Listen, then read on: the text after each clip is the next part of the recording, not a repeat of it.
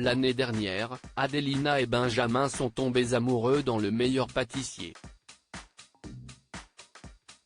Un an plus tard, c'est au tour d'Émilie et Thibaut de craquer l'un pour l'autre. Ces derniers étant comparés aux candidats de la saison précédente, ils répondent. Au début de la saison 12 du Meilleur Pâtissier, deux candidats dévoilaient être tombés amoureux sous la tente, Émilie et Thibaut. C'est sur les réseaux sociaux que le couple a officialisé son histoire. On s'est rapproché petit à petit et on n'a pas mis de mots dessus.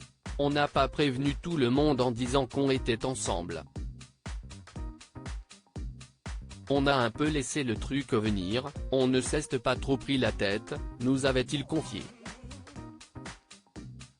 Puis, dans les colonnes d'ici Paris cette semaine, Émilie ajoutait que tout s'était fait très naturellement grâce à leur point commun, leur passion commune pour la pâtisserie et leur date de naissance qui est presque la même. Émilie et Thibaut comparés à un autre couple du Meilleur Pâtissier en tombant amoureux, leur histoire a rappelé des souvenirs aux téléspectateurs de la saison 11 du Meilleur Pâtissier au cours de laquelle le finaliste Benjamin et la candidate Adelina étaient tombés amoureux. La jeune femme, originaire de la Belgique, comme Émilie, était tombée sous le charme de Benjamin, un habitant du sud de la France. Comme Thibaut, même s'il a déménagé à la frontière franco-suisse. Interrogé par nos confrères de Ciné Télé Revue, le couple de cette saison assurait qu'il n'essayait pas de les copier, je vous jure, on ne l'a pas fait exprès. Et d'insister, en tout cas, rien n'est calculé. On ne recopie pas Benjamin et Adelina. Émilie et Thibaut vivent une relation à distance, on essaie de se retrouver environ toutes les 3 semaines. Émilie insiste sur le fait qu'elle ne souhaite en aucun cas faire parler d'elle pour son couple.